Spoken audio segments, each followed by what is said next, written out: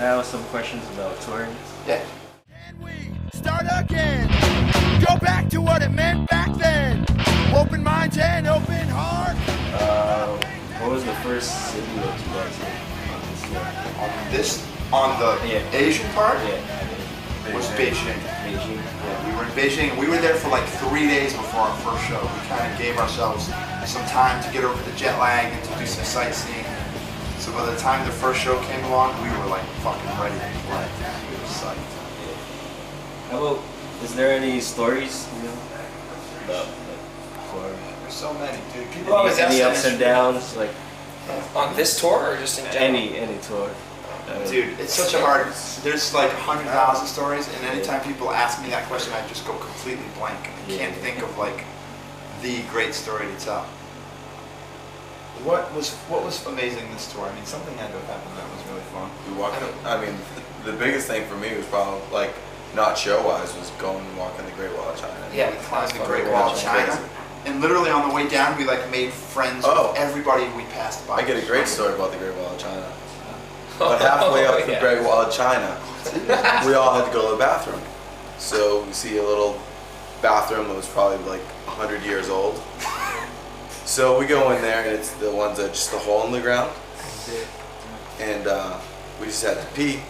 But Zach wanted to take a picture and pretend he was taking a poop, so he pulled his pants down. It stinks in there. It smells so bad. Like we had to go. I mean, like I went in and had to leave because I knew I was going to be sick. It stank. And then he pretended that he was going to pee and pulled his pants down. And I wanted to take a picture, and a fly flew out of the toilet hole and then into Zach's mouth. And he started gagging. And we went outside.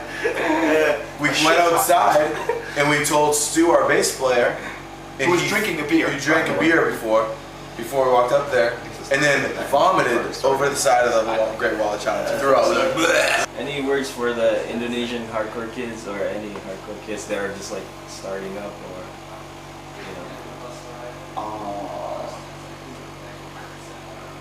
I don't know what to say. We haven't really met anyone and seen what you guys have yet. I mean, start bands and start fanzines and start record labels, and if you want to have a hardcore scene, it's up to you to make a hardcore scene.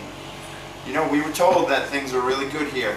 The last 3 nights, Singapore, Malaysia, and Hong Kong have just been beautiful as far as meeting kids who really are like putting a lot of their heart and soul into making a hardcore scene live and work.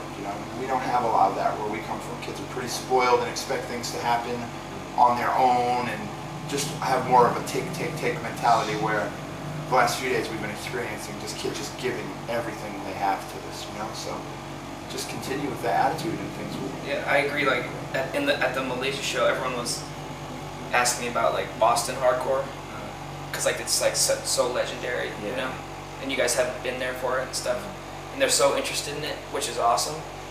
But then I was just thinking like I had more fun at like this show in Malaysia was better than like if we were to play in Boston. Yeah, kids in the U.S. are just so spoiled. Yeah. And they take it all for granted. So that's the biggest thing. Like shows are awesome in the U.S. and they're always fun, obviously. But like you got to be psyched about what you have here because it's just as good or better than what we have at home. So definitely. In Malaysia, we got there a little late. We saw maybe 5 bands.